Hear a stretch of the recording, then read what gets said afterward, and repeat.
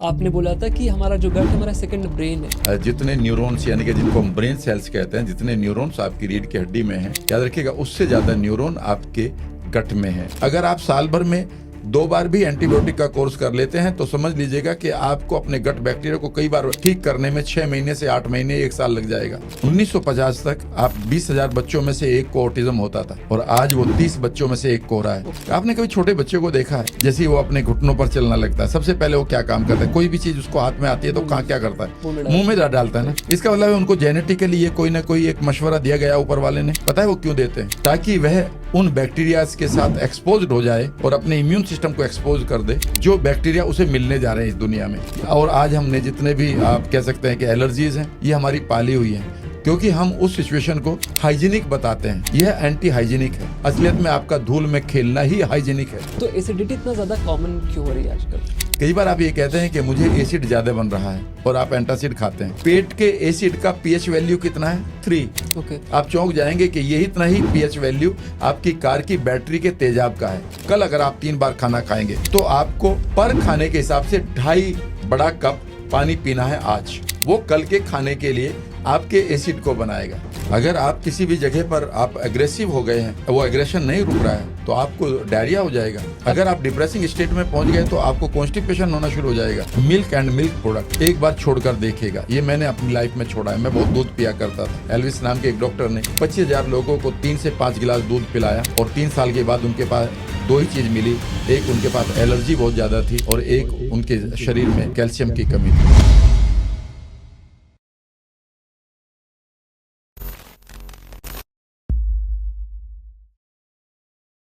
Sir हम अक्सर बातें करते हैं अपनी लाइफ में अपने डिसीजंस के बारे में, अपनी मेंटल स्टेट के बारे में, कि आपके दिमाग में क्या चल रहा है, और उसके ही अराउंड आपकी पूरी लाइफ रिवॉल्व करती है। आपका करियर कैसा होगा, आपका रिलेशनशिप कैसा होगा अपने हस्बैंड के साथ, अपनी वाइफ के साथ, अपने बच्चों के साथ, अपने माता पिता के साथ। वो सारा डिपेंड करता है कि आपकी मेंटल स्टेट क्या है। आप खुश हो तो आप सबसे अच्छे से रिएक्ट करोगे, अच्छे से रिस्पॉन्स दोगे लोगों का।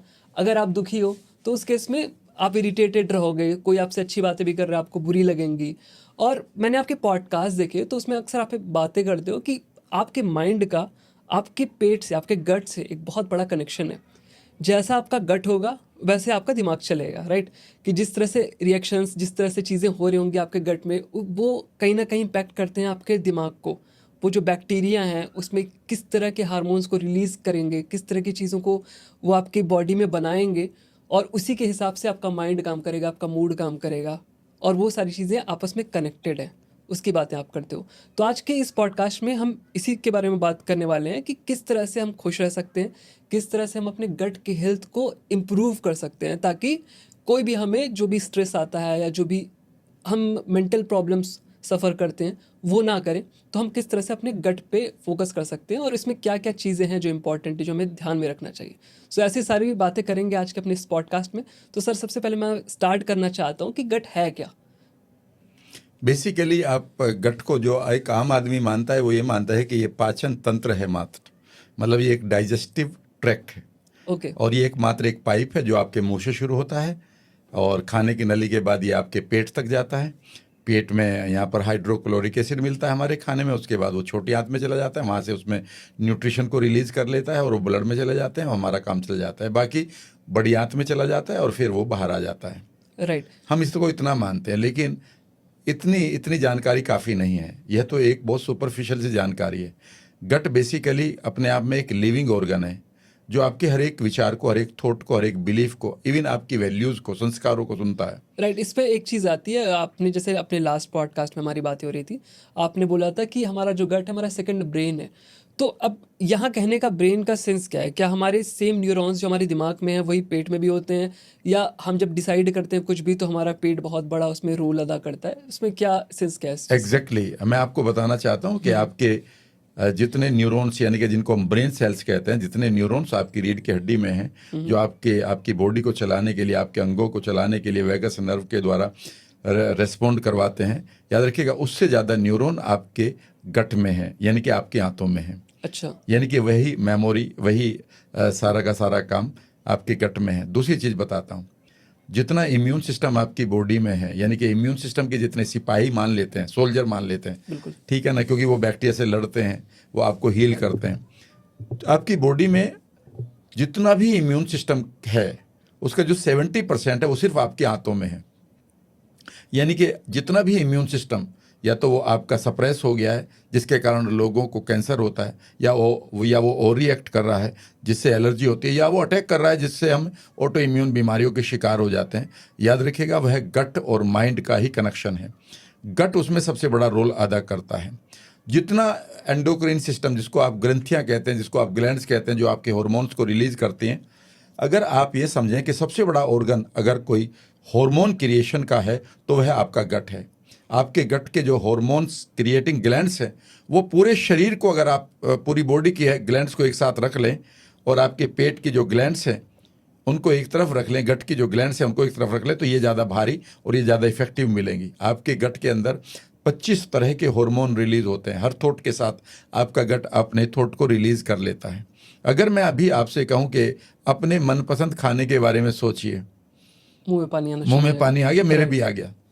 समझ, इतना ही नहीं, इस वक्त आपके ग्लैंड्स ने वो एक विचार लेते ही अपना हार्मोन निकाल दिया, सलाइवा निकाल दिया। इतना ही नहीं हुआ, इस समय आपका पेट तैयार हो गया कि वो खाना आने वाला है और वो अपने हाइड्रोक्लोरिक एसिड को तैयार करे बैठा है। आपका जो गैल ब्लेडर है इस टाइम वो तैयार हो चुका है कि अगर वो खाना आया तो मुझे अपने बाइल्स को छोटी आंत में पंप मारना है जहाँ पर उसका यूटिलाइजेशन होगा। इसके अलावा आपके सेंसर तैयार हो चुके हैं जिसका आपको नहीं पता है।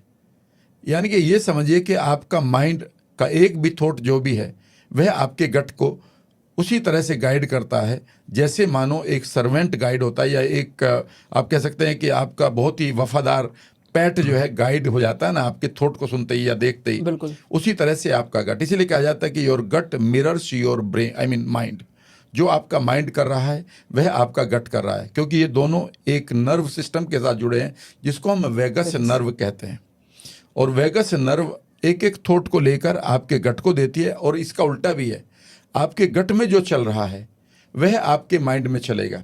अगर आपके गट के सेंसर नेगेटिव हार्मोन निकाल रहे हैं तो आप यूं समझिए कि इस मैसेज को लेकर आपकी वेगस नर्व दोबारा आपके माइंड को ये इंफॉर्मेशन देगी। और यहाँ पर एक सिचुएशन, एक वर्ड आता है गट सेंसेशन एंड गट रिएक्शन। मान लेते हैं आपने कोई गलत खाना खा लिया, ठीक है ना, वो खाना किसी डाइटिशियन ने बताया कि आपके लिए पर्टिकुलर दाल अच्छी है, लेकिन वो दाल के बारे में जानता है कि उस दाल के में कितने प्रोटीन है, कितना कार्ब है, कितना उसमें बाकी चीज़ें, लेकिन वो आपके सेंसर्स के बारे में नहीं जानता। और मान लेते हैं आपका सेंसर आपकी उस दाल को रिजेक्ट कर रहा है या उस खाने को रिजेक्ट कर रहा है, तो वो एक सेंसेशन क्रिएट करेगा कि दैट आई रिजेक्ट इट, और वो सेंसेशन आपके ब्रेन में जाएगी और ब्रेन इमीडिएटली एक काम कहेगा कि भाई अब आप एक काम करो, आप इसको रोक दो। अच्छा। तो इमीडिएटली आपकी पेरिस्टाल्टिक मूवमेंट स्लो हो जाएगी। यानी कि आपका जो गट ब्रेन है, जिसको हम एंटेरिक नर्वस सिस्टम है, जो आपकी आंतों की पेरिस्टाल्टिक मूवमेंट को कंट्रोल कर रहा है, वह एकदम आपके ब्रेन की सुन लेगा। या फिर आपका ब्रेन कहेगा कि एक काम करो, इसमें ज़्यादा एसिड निकालो, या आपका ब्रेन कहेगा कि भाई इसको तेजी से बाहर फेंको, तो डायरिया का काम कर देगा। और कई बार ब्रेन कहेगा कि मुझे भी नहीं मालूम, क्योंकि वो भी कंफ्यूजन में हो सकता है।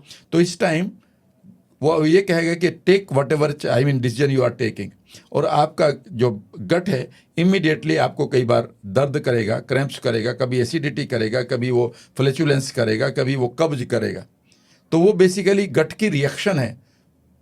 आप उस गट की रिएक्शन को कई बार आप ये समझिए कि टॉलरेट करते हैं, लेकिन उसमें आपके माइंड का रोल है पूरा। हाँ। ये नहीं समझिएगा कि सिर्फ गट इस काम को कर रहा है कि उसने कब्ज करना शुरू कर दिया या उसने कॉन्स्टिपेशन करना शुरू कर दिया। जैसे ही आप इस चीज़ को समझ जाएंगे तो गट में बेसिकली 4 चीज़ें बड़ी इंपॉर्टेंट है जिसको आपको समझना होगा। एक सेकंड के लिए माइंड को अलग रख देते हैं, ठीक है, वेगस नर्व को अलग रख देते हैं। 4 चीज़ों को समझना होगा। पहली चीज़ है कि आपके गट के अंदर सेंसर्स लगे हुए हैं जो हर एक खाने को लेकर, हर एक थॉट को लेकर अपने हार्मोन्स या अपने केमिकल्स को रिलीज करते हैं आपकी आंतों में। जैसे आपने खाने के बारे में सोचा तो आपकी एसिडिटी, यानी कि जो हाइड्रोक्लोरिक एसिड है, वो तैयार बैठा है कि वो खाना आएगा तो मैं तैयार हूँ इसे पचाने के लिए, इसमें मिक्स होने के लिए। ठीक है। ठीक है ना, आपकी पेरिस्टाल्टिक मूवमेंट के लिए जो इन्फॉर्मेशन चाहिए थी वो सेंसर तैयार हो चुके हैं। ये पहला आपके गट का एक ऑर्गन है, पार्ट है। गट सिर्फ ये नहीं कि वो एक मांस की एक पाइप है, वहाँ पर पहली चीज़ है वो सेंसर्स लगे हुए हैं। और आप यूँ समझिए कि ये सेंसर कितने बड़े हो सकते हैं। आप यूँ समझिए कि अगर गट को आप पूरी तरह से फैला दें खोल कर, तो जितना एक बास्केटबॉल का एरिया होता है कोर्ट का, ओके उतना हमारा गट एरिया होता है। और वो मात्र एक पाइप नहीं है, वहाँ पर एक एक चीज़ पर लगी है कि यहाँ पर ये बैक्टीरिया अगर आपके गट में चला गया तो वहाँ कैसे उसको वो रिएक्ट करेगा, कैसे उसे मारेगा, कैसे वो बाहर फेंकेगा, पूरा सिस्टम बना वो कैसे आपके माइंड को इन्फॉर्मेशन देगा, आपका मूड खराब करेगा। तो पहली चीज़ है सेंसर्स। दूसरी चीज़ है आपके पास जो गट लाइनिंग पर है वह है आपका इम्यून सिस्टम। यानी कि आपके खाने में कोई बैक्टीरिया बेकार ना चला जाए और वो ब्लड की तरफ जैसे ट्रेवल करेगा और करता भी है, तो इमीडिएटली जो इम्यून सिस्टम की सेल हैं वो रिएक्ट करेंगी, उसे मारेंगी। ओके कई बार हमारे गट का जो रिएक्शन है, यानी कि जो इम्यून सिस्टम का रिएक्शन है, कई बार वो गलती से गुड बैक्टीरिया से भी रिएक्ट होने लगता है। यह सबसे बड़ी बीमारी है जिसका नाम IBD है या IBS कहते हैं। ठीक है, ये दोनों बीमारी अलग हैं थोड़ा सा, लेकिन है बेसिकली गट की प्रॉब्लम ही। तीसरी चीज़ है आपके गट के अंदर यानी कि आपके आंतों में इम्यून सिस्टम के बाद है ब्रेन सेल्स, जहाँ पर हमेशा एक प्रोग्रामिंग है और ये प्रोग्रामिंग तय करती है कि अब आपके पास खाना कितना है, इस खाने में क्या क्या है, और उसी के हिसाब से आपकी पेरिस्टाल्टिक मूवमेंट करेंगी। आपकी आंतें हमेशा एक मूवमेंट में रहती है। राइट। इतना ही नहीं, जब आपका पेट खाली हो जाता है तो आपकी आंतों की ये पेरिस्टाल्टिक मूवमेंट जो है वो बदल जाती है। ये हाउस कीपिंग की तरह काम करता है कि पीछे से पूरी तेज़ी से ही अपने आप को टाइट करता है कि अगर कोई बैक्टीरिया, कोई वायरस, कोई खाना अभी बचा पड़ा है ताकि वो आगे की तरह चला जाए। फिर उससे अगला पार्ट टाइटली क्लोज होता है, अगला टाइटली क्लोज होता है और वो आगे की तरफ उस चीज़ को फेंक देता है। ये तीसरी चीज़ है। लेकिन इसे तो आप कह सकते हैं ये तो फिजिकल है, लेकिन यहाँ पर कुछ और बैक्टीरिया रहते हैं। वह आपका चौथा ऑर्गन है, इसे हम गट बैक्टीरिया कहते हैं। बेसिकली जब हम पैदा होते हैं तो हमें ये गट बैक्टीरिया बेसिकली हमारी मदर से मिलते हैं, रिश्तेदारों से मिलते हैं, एनवायरनमेंट से मिलते हैं। हम मिट्टी में खेलते हैं, वहाँ से मिलते हैं। हम खेतों में जाते हैं, वहाँ से मिलते हैं। हम कुत्ते बिल्ली गाय को टच करते हैं, वहाँ से मिलते हैं। मदर के मिल्क से मिलते हैं। और ये बैक्टीरिया हमारे साथ एक कनेक्शन बनाते हैं कि मैं तुम्हें जीवन दूंगा, तुम मुझे जगह दे दो। और ये उस जगह पर रहते हैं जहाँ पर कोई ऑक्सीजन नहीं है, बड़ी आंत में। और इनकी खास बात यह है कि इनकी एक बड़ी स्पीसीज़ होनी चाहिए। अब ये एक किताब में पढ़ रहा था, उसमें लिखा है कि जब हम हंटर गैदरर थे तो हमारे पास ये स्पीसीज़ 10,000 से ज़्यादा थी। एक किताब में 15,000 लिखी है और एक में 36 लिखी है। तो ये किताबें थोड़ी सी बदल रही हैं, लेकिन आज ये घटते घटते हमारे पास 1500-1600 स्पीसीज़ रह गई हैं। राइट। और ये इतनी कम होने के कारण हम एक बड़ी समस्या में फंस गए हैं। जो गट आपके दादाजी का था या मेरे दादाजी का था, वो गट अब नहीं रहा। राइट। उतने हमारे पास बैक्टीरिया नहीं रहे, क्योंकि हमारा खाना और हमारी स्ट्रेस और हमारे एंटीबायोटिक्स ने इनका सत्यानाश करना शुरू कर दिया। अच्छा। आपको ये समझना होगा कि ये जो गट बैक्टीरिया है, ये कितना है, ये इसके 100 ट्रिलियन से ज़्यादा इसकी पॉपुलेशन है। और दूसरी बात है कि इसका वेट ही अगर आप देखें तो ये 2 किलो के करीब है आपकी बड़ी आंत में। राइट। और इसका काम यह है कि ये आपसे खाना मांगता है और ये आपको बदले में क्या देता है, आपको लाइफ देता है। सबसे इंपॉर्टेंट है कि ये आपकी विटामिन बी विटामिन्स को बनाता है। आपके लिए जो न्यूरोट्रांसमीटर ब्रेन में चाहिए, उन्हें आपका पेट, आपका गट तैयार करता है इन बैक्टीरिया से। ये गुड बैक्टीरियाज का खाना क्या होता है? बैक्टीरिया का खाना होता है जितना भी आपका फाइबर है, और उसमें भी फाइबर में भी 2 तरह का फाइबर है, एक इनसोल्यूबल, एक सोल्यूबल। जो सोल्यूबल फाइबर है, फॉर एग्जांपल आपके सेब में 4 ग्राम के करीब फाइबर मिलता है आपको, लेकिन उसका 1/3 सोल्यूबल है, वाटर सोल्यूबल। वह इनके लिए खाना है। इसे हम प्रीबायोटिक कहते हैं। कमाल की बात यह है कि मेडिकल साइंस ने ही प्रीबायोटिक वर्ड 96 में दिया है। 1996 से पहले प्रीबायोटिक वर्ड ही नहीं था। यानी कि हमने इस ऑर्गन को पूरी तरह से भुला रखा था। अगर आप एक चीज़ को देखें कि आपके जो दादाजी थे या उनके दादाजी थे, और 4 जनरेशन पहले हमारे जो जनरेशन के लोग थे, उस जनरेशन के हमारे जो पूर्वज थे, वो 150 ग्राम फाइबर खाते थे। डू यू नो अब हम कितना खाते हैं शहरों में? लेस देन 15 ग्राम। राइट। यानी कि अब हम बेसिकली फाइबर स्टार्व्ड जनरेशन को जी रहे हैं। इवन डॉक्टर भी रिकमेंड करते हैं 25 ग्राम्स का राउंड अगर आप ले रहे हो तो मतलब गुड है। हाँ, वो गुड तो है, लेकिन वो काम चलाऊ ही है, अच्छा, ठीक है। क्योंकि उस फाइबर से जरूरी नहीं कि आपको प्रीबायोटिक पूरा मिल जाएगा। ओके। हाँ, तो आपको कम से कम 40 ग्राम तो मिनिमम चाहिए। अगर आप एक मेल हैं और अगर आप फीमेल हैं तो 35 ग्राम से पहले काम नहीं चलेगा। और अगर ऐसे में आपके बैक्टीरिया को फाइबर नहीं मिल रहा है या प्रीबायोटिक नहीं मिल रहा है तो वो कई बार आपकी आंतों की ही लाइनिंग को खा लेना शुरू कर देते हैं अपने आप को सर्वाइव करने के लिए, राइट। जिससे आपकी आंतों में एक बीमारी होती है जिसका नाम है लीकी गट।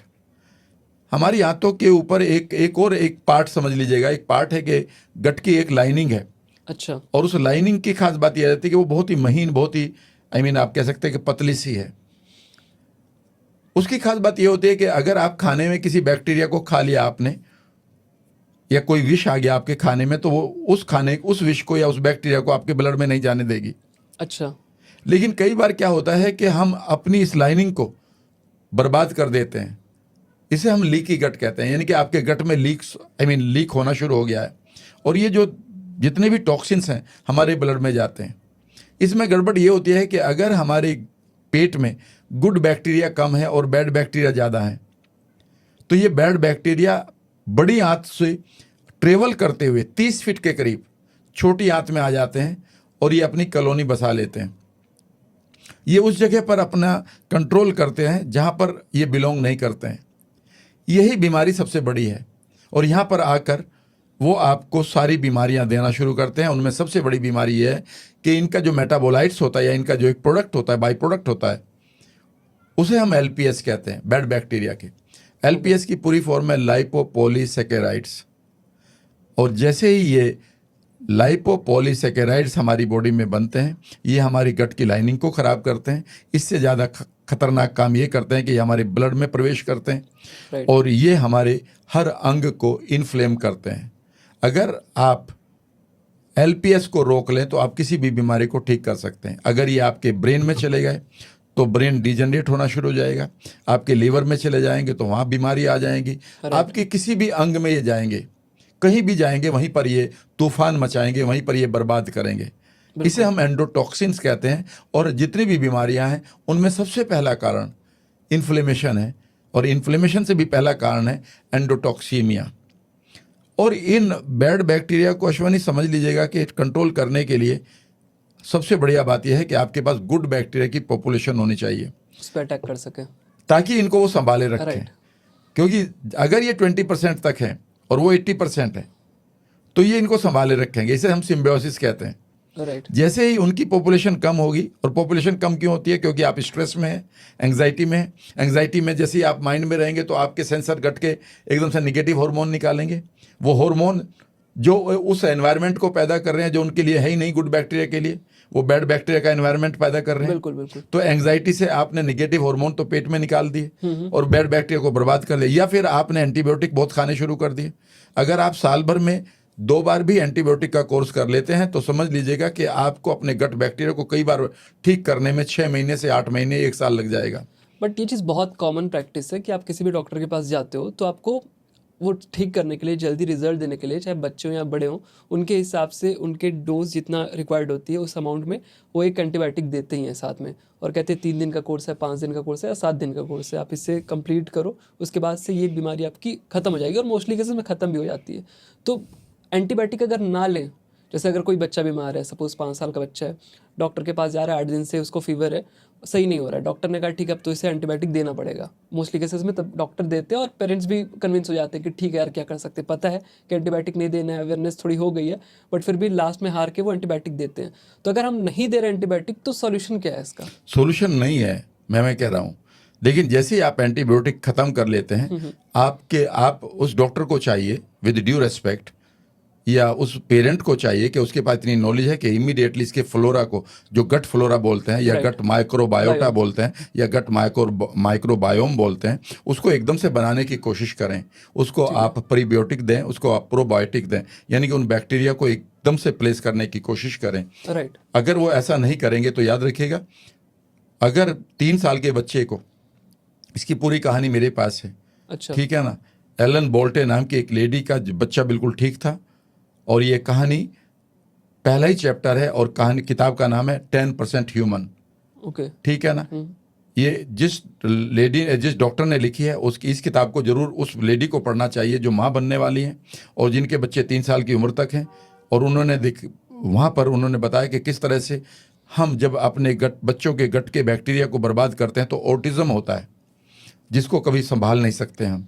ऑटिज्म बहुत कॉमन भी हो गया आजकल देखा जाए तो। अब ये इसलिए कॉमन हो गया कि 1950 तक आप 20,000 बच्चों में से एक को ऑटिज्म होता था और आज वो 30 बच्चों में से एक को हो रहा है। और इस किताब के अनुसार जो 10% ह्यूमन है जो हर एक मदर को पढ़नी चाहिए बेबी को डिलीवर करने से पहले, यह अगले 10 सालों में 2035 तक ये हर बच्चे को अमेरिका में होने जा रहा है। इतना खतरनाक ये सिम्टम आ रहा है। डू यू नो इसका रीज़न क्या है?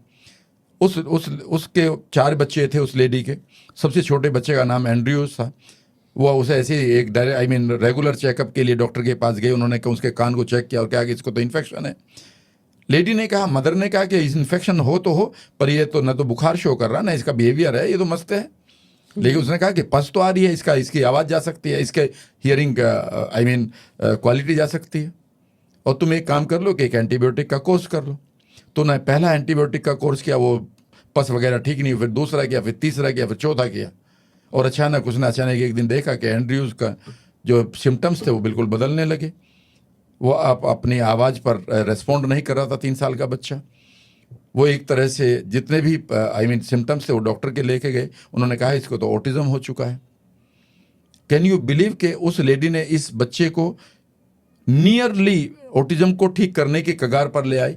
उन्होंने इस बच्चे के अंदर उस बैक्टीरिया को डेवलप करने की कोशिश करी, लेकिन उस बीच में इतना नुकसान हो चुका था हमारे ब्रेन को। पता है आपके बच्चा जब एक टोडलर होता है या बच्चा जब छोटा होता है, उसके जो न्यूरल पाथवे बनते हैं जिनको हम ब्रेन नेटवर्क कहते हैं, उसको जिंदा रहने के लिए या उसको लाइफ को चलाने के लिए या उसको सोसाइटी में जीने के लिए पर सेकंड कितने नेटवर्क बनते हैं? 2 मिलियन, 20 लाख नेटवर्क पर सेकंड हमारा ब्रेन बनाता जब हम बच्चे होते हैं। लेकिन जब तक वो बच्चा ठीक होने के कगार पर आया, इसकी पूरी कहानी मैं आपको बता सकता हूँ या किताब पढ़ सकते हैं, तब तक उसका ब्रेन उतना नुकसान कर चुका था। यद्यपि वो 7 दिन के लिए पूरी तरह से ठीक हो चुका था, लेकिन उसे वो एक्सटेंड नहीं कर पाई। आज भी वो लेडी अपनी बेटी के साथ इस पर रिसर्च कर रही है कि आखिर क्या है। तो याद रखिएगा, जब भी आप अपने गट के बैक्टीरिया को या तो स्ट्रेस के कारण या आप जेनेटिकली मॉडिफाइड ऑर्गेनिज्म फूड खा रहे हैं या आप जंक फूड ज़्यादा खा रहे हैं या फिर आप एंटीबायोटिक का कोर्स रेगुलरली करते जा रहे हैं और जो आपके लिए हो सकता है ज़रूरी हो, उस पर हम कभी फिर बात कर सकते हैं। तो आपका अगला काम है कि आप इमीडिएटली अपने गट फ्लोरा पर काम करें, वरना आपका माइंड कंप्लीटली हैक हो जाएगा और आपका मूड स्विंग बड़ी तेज़ से होगा और कई बार आप वायलेंट होना शुरू हो जाएंगे। इतना ही नहीं, आपका कंसंट्रेशन बर्बाद हो जाएगा। आपके न्यूरोट्रांसमीटर जितने भी हैं, यानी कि जो केमिकल हैं जिनको हम डोपामिन कहते हैं, सीरोटोनिन कहते हैं, एंडोर्फिन्स कहते हैं, वो रिलीज ही नहीं होंगे। आपको वाइटमिन्स की कमी पड़नी शुरू हो जाएगी। आपके जितने हार्मोन्स की प्रॉब्लम्स है वो शुरू हो जाएगी। फिर आप ये कहेंगे कि सर आप उसको तो अनवांटेड हेयर भी आने लगे बच्ची को। फिर आप ये कहेंगे कि सर उसका तो इरेक्टाइल डिस्फंक्शन भी का भी शिकार हो गया है, उसको तो स्पर्म भी काउंट डाउन आ गए हैं। या फिर वो कहेंगे कि उसको यूट्रस में प्रॉब्लम आ रही है, जो हार्मोनल डिजीज़ हैं। याद रखिएगा, ये सारे की सारी डायरेक्टली रिलेटेड हैं, जिनको मैं कभी भी आपके साथ शेयर कर सकता हूँ आज भी। वो आपके गट माइक्रोबायोटा के साथ रिलेटेड है कम्प्लीटली। ओके। क्योंकि याद रखिएगा, जिस बीमारी को भी आप ले रहे हैं उस बीमारी का डायरेक्ट कनेक्शन आपके माइंड और गट के बैक्टीरिया के साथ है। तो आप इसको अगर एंटीबायोटिक लेना पड़ रहा है तो मैं ये नहीं कहूँगा कि मैं एक डॉक्टर हूँ और मैं डॉक्टर को सलाह दूंगा कि एंटीबायोटिक ना दें, लेकिन कोशिश करें कि आप एंटीबायोटिक, कई बार हम इन्हें फैशन की तरह भी लेने लगते हैं। बिल्कुल। बच्चे को हल्का सा बुखार आया, हाँ। और बुखार आते ही हम डॉक्टर के भी ले जाते हैं। मैं ये नहीं कह रहा हूँ कि नहीं ले जाना, लेकिन मैं एक चीज़ बताता हूँ आपको अश्विनी आज। ठीक है। आपने कभी छोटे बच्चे को देखा है, जैसे वो अपने घुटनों पर चलना लगता है, सबसे पहले वो क्या काम करता है? कोई भी चीज़ उसको हाथ में आती है तो कहाँ क्या करता है? मुंह में डालता है ना। ये तो नहीं कि आप ही गाँव का डालता है, मेरे गाँव का भी बच्चा ऐसे ही करता, किसी कहीं भी जाना। इसका मतलब है उनको जेनेटिकली ये कोई ना कोई एक मशवरा दिया गया ऊपर वाले ने, उनके जीन में कोई ना कोई एक्सप्रेशन है कि वो इस उम्र तक अपने मुंह में देंगे। पता है वो क्यों देते हैं? यह एक डिवाइन प्रक्रिया है, कभी आप किताबें पढ़िएगा। वो इसीलिए देता है ताकि वह उन बैक्टीरियाज के साथ एक्सपोज्ड हो जाए और अपने इम्यून सिस्टम को एक्सपोज कर दे जो बैक्टीरिया उसे मिलने जा रहे हैं इस दुनिया में। और जब वो बैक्टीरिया उसके मुंह में जाता है और एकदम से गट के बैक्टीरिया जो बचपन से आपको मिले हैं वो एकदम से ट्रेनिंग लेने के लिए तैयार हैं और वो एकदम से उस बैक्टीरिया को पहचानते हैं। तो यहाँ पर दो चीज़ें होती हैं, एक तो वो बैक्टीरिया आपका इम्यून सिस्टम उस बैक्टीरिया को पहचान गया कि ये किस क्वालिटी का है, किस क्वांटिटी का है, ये क्या क्या करता है, और दूसरा उन्होंने एंटीबॉडीज़ बनानी शुरू कर दी और उस बैक्टीरिया को वहीं का वहीं मारना भी ट्रेनिंग लेनी शुरू कर दी। जब वो इस काम को कर रहा होता है तो ऐसे में बॉडी उसे सपोर्ट करती है, इम्यून सिस्टम को, और बॉडी 1-2 डिग्री टेम्परेचर बढ़ा देती है, क्योंकि जब भी हमारी बॉडी में 1 डिग्री टेम्परेचर बढ़ेगा, 2 डिग्री टेम्परेचर बढ़ेगा तो इमीडिएटली वो बैक्टीरिया मरना शुरू हो जाएंगे। ओके, ठीक है। याद रखिएगा 1 डिग्री टेम्परेचर बढ़ाते ही आपके बैक्टीरिया बहुत मरने शुरू हो जाते हैं। इसीलिए आपसे कहा जाता है कि गला खराब है तो गर्म पानी के गरारे कर लो। क्यों? क्योंकि आपका टेम्परेचर, और कई बार आप कहते हैं गले पर मफलर वगैरह लपेट कर सो जाओ। अच्छा, वो टेम्परेचर जैसे ही वहाँ का इंक्रीज होगा तो वहाँ के जितना भी इन्फेक्शन है वो खत्म होना शुरू हो जाएगा। एक ऐसी ही किताब जो माइंड एंड गट के ऊपर और इम्यूनिटी के ऊपर मैं पढ़ रहा था, किताबों के नाम गट से शुरू होते हैं, super gut, the good gut, mind and gut connection, ठीक है ना, ठीक। तो उसमें लिखा था कि अगर आपको 102, 103 बुखार आ रहा है तो ये एक बहुत ही मैजिकल मोमेंट है आपके लिए, इस मोमेंट को खोइए मत। लेकिन हम क्या करते हैं कि इमीडिएटली कई बार हम घबरा जाते हैं, बुखार आया है तो इन्फेक्शन हो गया है। अरे इन्फेक्शन नहीं हुआ है, बल्कि बॉडी इस समय आपके इम्यून सिस्टम को सपोर्ट कर रही है कि वो अपनी एंटीबॉडीज बनाकर इस बैक्टीरिया से लड़ने की अपनी ट्रेनिंग पूरी कर ले, ताकि 80 साल की उम्र में भी अगर ये बैक्टीरिया दोबारा आपको कहीं से भी अटैक करता है तो आपका इम्यून सिस्टम एकदम से एक्टिवेट हो जाएगा। ऐसे में हम क्या करते हैं कि हम अपने इम्यून सिस्टम को ट्रेंड ही नहीं होने देते। आज हमारे घरों के फर्श जो हैं पूरी तरह से स्टेरिलाइज्ड हो गए हैं। हमारे घर में हर जगह आप कह सकते हैं कि पोछे लगते हैं इन हर्बिसाइड्स के। राइट। आज आप ये समझिए कि आपके खिलौने कंप्लीटली बच्चों के घरों के अंदर हो गए हैं। आपको एक चीज़ बताऊं, थोड़ी सी एक चीज़ बताता हूं। ओके। पता नहीं कहाँ से किस आदमी ने ये मैनिफेस्ट किया है मोमेंट। एक वर्ड को कभी खोजना, या तो गूगल पर या चैट जीपीटी, उसका नाम है हाइजीन हाइपोथेसिस। हाइजीन हाइपोथेसिस, यह एक रिसर्चर या एक डॉक्टर ने इसको खोजा है 1989 में, और वो इंग्लैंड में है। उनका नाम है डेविड ट्रेकन। ये गूगल पर पढ़ा है, ठीक है ना, और ये किताबों में मैं कम से कम 8 किताबों में पढ़ चुका हूँ। डेविड ट्रेकन ने पाया है 17,000 बच्चों को स्टडी करके हम इंग्लैंड में, कि जो बच्चे अकेले थे फैमिली में और वो बहुत ही स्टेलाइज्ड या सफाई और हाइजीनिक माहौल में रहे हैं, ये वही बच्चे कैंसर के पेशेंट, ऑटो इम्यून और एलर्जीज के पेशेंट रहे हैं। क्यों? क्योंकि उनका इम्यून सिस्टम एक्सपोज ही नहीं हो पाया उन बैक्टीरिया से, और उनका इम्यून सिस्टम कंप्लीटली कंफ्यूज होने लगा जैसे ही उन्होंने कोई अच्छा भी खाना खाया। लेकिन जो बच्चे अपने सिबलिंग्स के साथ खेले थे, उनके टॉवल्स को यूज़ कर रहे थे, उनके साथ खाना खा रहे थे, या जो बच्चे फार्म हाउसेज में पल रहे थे या स्लम्स में पल रहे थे, उनको ये बीमारी बिल्कुल भी नहीं हो रही थी। यानी कि आज जो हमने ऑटो इम्यून डिजीज़ और आज हमने जितने भी आप कह सकते हैं कि एलर्जीज़ हैं, ये हमारी पाली हुई हैं, क्योंकि हम उस सिचुएशन को हाइजीनिक बताते हैं। यह एंटी हाइजीनिक है। असलियत में आपका धूल में खेलना ही हाइजीनिक है। आपका गाय को, आप अपने पशुओं के साथ खेलना, उनके स्किन को टच करना, उनको गले लगाना, उनके साथ रहना, आप पौधों को टच करना, मिट्टी में रहना, याद रखिएगा यह है हाइजीनिक है।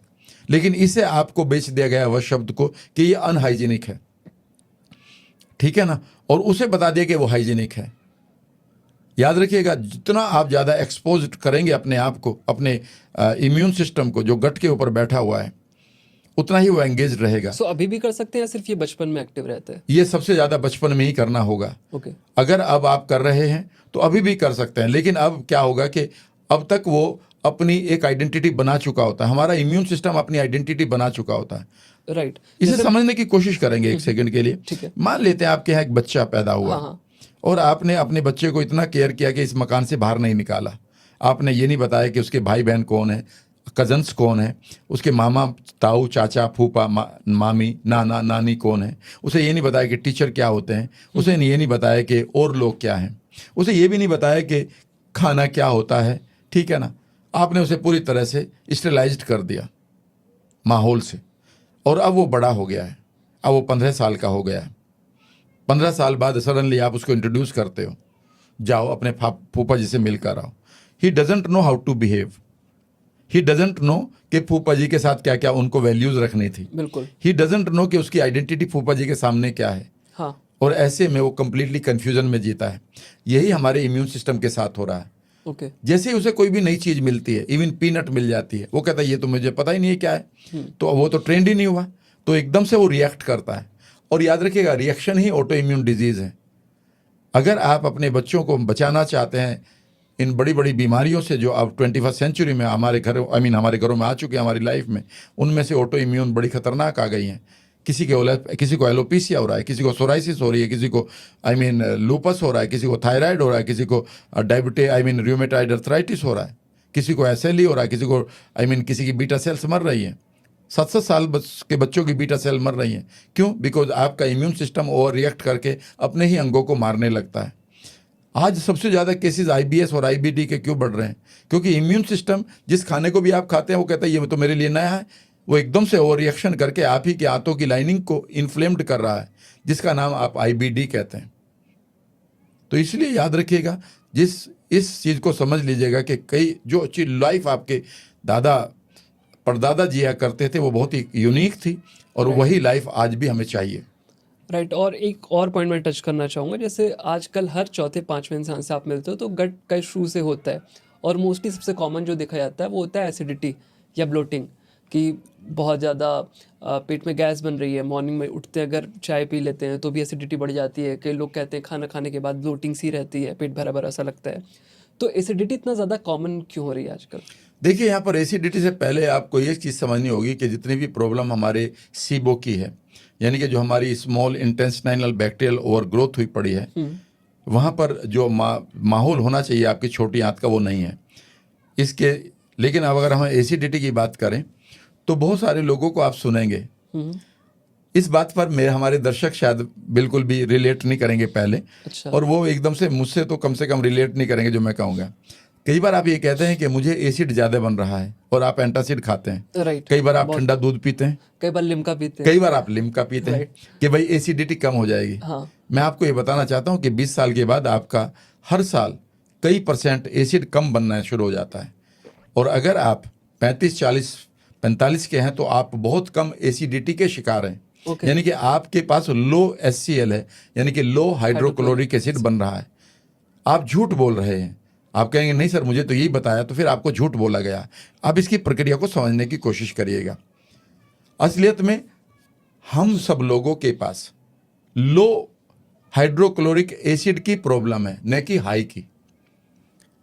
जब भी हमारे पास लो हाइड्रोक्लोरिक एसिड बनता है पेट में, तो जब भी जितने भी हम प्रोटीन खाते हैं वो पूरी तरह से डाइजेस्ट नहीं होती, और वो अनडाइजेस्टेड प्रोटीन जैसे ही हमारी आंतों में जाती है तो यहाँ पर सीबो की जगह एक और बीमारी होती है, उसका नाम है सीफो, स्मॉल इंटेस्टाइनल फंगल ओवरग्रोथ। कई बार लोग कह रहे हैं कि जी खूब प्रोटीन खाओ। अरे भाई, खूब प्रोटीन मत खाओ, पहले ये बताओ कि प्रोटीन को पचाने के लिए जो हाइड्रोक्लोरिक एसिड है वो कितना निकल रहा है। अगर आप इस समय 30 साल के हो गए हैं तो कम निकल रहा है, और उसकी वजह से आपके पास सीफो है। और सीफो का मतलब है कि अगर आपको इस समय क्रेविंग हो रही है रिफाइंड कार्बोहाइड्रेट की या मीठे की, बियर की, या फिर आपको समोसे खाने की, तो समझ लीजिए सीबो और सीफो बन चुका है। ओके। लेकिन अब हम एसिडिटी पर आ जाते हैं। जब आप ये कहते हैं कि मुझे एसिडिटी बन रही है, तो पता है क्या होता है? होता यह है कि जब भी आप तनाव में होते हैं, मेंटली, उस समय आपकी बॉडी में एक प्रक्रिया होती है, that is called fight and flight. Right. यानी कि जैसे ही मेरे सामने कोई टाइगर आएगा, हाँ। तो मेरा माइंड एकदम से मेरी बॉडी में एक ऐसी प्रक्रिया को करेगा कि वो मेरा जितना भी ब्लड है वो मेरे हाथों पैरों में शिफ्ट कर देगा कि या तो इस टाइगर से लड़ो या दौड़ जाओ। ओके। और वो ब्लड कहाँ पर था अभी? वो 2 जगह पर, हमारे मैक्सिमम ब्लड का 2 जगह यूटिलाइजेशन होता है, ब्रेन एंड गट। एक तो ब्रेन और उस पर भी फ्रंटल लोब, यहीं पर हमारी सद्बुद्धि होती है। राइट। तो जब आपको कोई भी तनाव आता है तो आप देखेंगे बुद्धि खत्म हो जाती है, दिमाग खराब हो गया है मेरा, आप यही बोलते हैं लोग, मुझे नहीं कुछ समझ में दे रहा है, भाई साहब मुझे बताओ मैं क्या करूं, मुझे कुछ सुझाई नहीं दे रहा। लोग एकदम से ऐसा लगता है कि पैरालिटिक हो जाते हैं, खड़े रहते हैं, मैं क्या करूं, क्योंकि यहाँ पर जितना ब्लड जाना था वो नहीं जा रहा है फ्रंटल लोब पर। और दूसरा, आपका जो ब्लड है वो आपकी आंतों के लिए बना है, ताकि वो हमेशा चीज़ों को पचाता रहे और आपको एनर्जी देता रहे। तो मैक्सिमम आपका जो ब्लड है वो माइंड और आपकी गट के लिए है।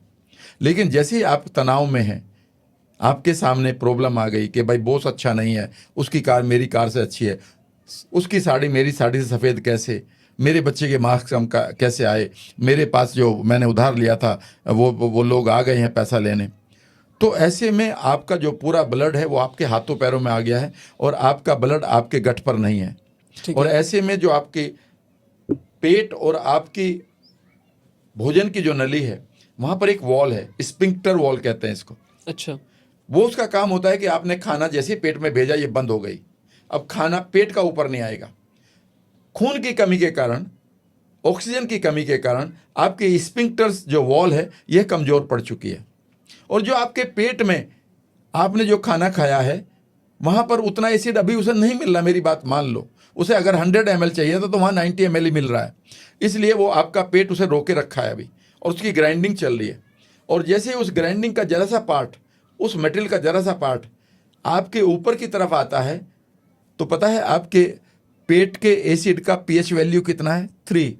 ओके। आप चौंक जाएंगे कि यही इतना ही pH वैल्यू आपकी कार की बैटरी के तेजाब का है। ओके। इसका मतलब है कि पेट की सेल उसे झेल सकती हैं, पेट की लाइनिंग उसे झेल सकती है। लेकिन अगर वो जरा सा भी टच हो गया, 1 ml भी टच हो गया आपके इसोफेगस को, यानी कि भोजन की नली को, क्योंकि आपकी वॉल तो कमजोर हो चुकी है, तो उतने में एकदम उस आदमी को लगता है अरे मैं तो मर गया, हार्ट बर्न हो रहा है। और वो एकदम से, इतना ही नहीं, अगर ये बार बार हो रहा है तो यहीं पर अल्सर्स होने शुरू हो जाते हैं और इसी को हम फिर इसोफेगस कैंसर भी कहते हैं अगर ये रेगुलरली हो रहा है तो। ओके। क्योंकि आपकी बॉडी कंफ्यूज हो चुकी है, वो अपनी सेल को यहाँ पर बचाना चाहती है और म्यूटेशन करते हैं जिसका नाम कैंसर हो जाता है। इसोफेगल कैंसर बहुत कॉमन हो रहे हैं। तो बेसिकली जब आप लोग ये कह रहे हैं कि मुझे एसिडिटी है और उस एसिडिटी को रिजोल्व करने के लिए एंटासिड खाते हैं, पता है आपने क्या गलती करी? एंटासिड खाते ही यहाँ पर हल्का सा आपको राहत मिली क्योंकि उसने न्यूट्रलाइज कर दिया, लेकिन उसने तो पेट के एसिड को भी न्यूट्रलाइज कर दिया और खाना भी वहीं का वहीं है। तो आपका एकदम से ब्रेन क्या करता है, गट को कहता है और निकालो। और मान लेते हैं आपको 100 ml चाहिए था और आपके पास 80 ml निकला तो सिर्फ 20 ml निकालना चाहिए था, पर वो शुरू से करेगा क्योंकि वो तो देख रहा है कि यहाँ तो सब न्यूट्रलाइज हो गया और आप एक विशियस साइकिल में फंस गए। इसीलिए जितने भी गट और माइंड की किताबें हैं उसमें लिखा है कि beware of the acid neutralising agents. यह आपको एक साइकिल में फंसा रहे हैं। और आपने इस स्पिंक्टर सेल मसल को स्ट्रॉन्ग करने के लिए अभी तक क्या किया? कुछ भी नहीं किया। आप बेसिकली एंग्जाइटी के शिकार हैं, आप एसिडिटी के शिकार नहीं हैं। एसिडिटी तो आपका एक लक्षण मात्र है। बिल्कुल। तो अगर आप एसिडिटी को ठीक करना चाहते हैं तो पहले तो आप एसिड की क्वांटिटी को और क्वालिटी को बेहतर बनाएं और बढ़ाएं बल्कि, और लेकिन आप तनाव रहित रहकर एक विजुअलाइजेशन करना शुरू करें कि आपकी ये मसल्स जो ढीली पड़ गई हैं, they are getting tighter, they are getting stronger और that is getting healthier also. लेकिन आपको अपने स्ट्रेस को ठीक करना पड़ेगा माइंड से। ओके। सो यहाँ पे आपने बताया कि HCl की जब कमी होती है तो एसिडिटी होती है, एसिड रिफ्लक्स वगैरह तब आपका स्टार्ट होता है, प्रॉब्लम स्टार्ट ना कि ज़्यादा बनने से, ना कि ज़्यादा बनने से। तो ये जो कमी पड़ी है इसको हम बढ़ाएंगे कैसे? मतलब उसका क्या तरीके हैं? जो खाने में कुछ हम चेंज कर सकते हैं या नेचुरली क्या कर सकते हैं? पहला काम है कि जब भी आपको मौका मिले दिन में कम से कम एक बार आप पूरी तरह से SNS to PNS पर जाइए। SNS का मतलब होता है सिंपैथेटिक नर्वस सिस्टम, यानी कि हमारे अंदर तूफान मच रहा है, यार अभी मुझे वहां जाना है, यार अभी ये करना है, अभी ये करना है, तो आप पूरी तरह से इंटरनल अर्थक्वेक में जी रहे हैं। राइट। तो आप, इसका मतलब होता है कि सिंपैथेटिक नर्वस सिस्टम जो आपका एक्टिवेटेड हुआ है इसे पैरासिम्पैथेटिक नर्वस सिस्टम में कन्वर्ट करो, यानी कि अभी आप पूरी तरह से शांत होना सीखो। और ये दिन में 2 बार करना होगा। एक बार भी अगर आप कर लेते हैं, जिसको आप कर सकते हैं योग निद्रा द्वारा, मैं रोजाना कम से कम 2 बार एक विपස්සना करता हूं और एक योग निद्रा करता हूं, जो मेरी ही अपनी YouTube चैनल पर है 40 मिनट की। ठीक है। और मैं इतना खुश रहता हूं क्योंकि मेरी पूरी बॉडी की जो एनर्जी है वह अब हाथों पैरों में नहीं है, बल्कि मेरा ब्लड जो है, मेरी सद्बुद्धि यहाँ पे जा रही है और मेरे गट पर भी जा रही है। तो मैं बढ़िया डिसीजन भी लेता हूँ और खूब पढ़ता हूँ। मेरा concentration at the age of 66 मस्त है। ये बाल भी बढ़िया है। तो अगर आप अपने एसिड को बढ़ाना चाहते हैं तो दूसरा काम ये करिएगा कि अगर आप 3 बार खाना खाते हैं, कल अगर आप 3 बार खाना खाएंगे तो आपको पर खाने के हिसाब से 2.5 बड़ा कप पानी पीना है आज। अच्छा, यानी कि आज जो आप पानी पिएंगे वो कल के खाने के लिए आपके एसिड को बनाएगा।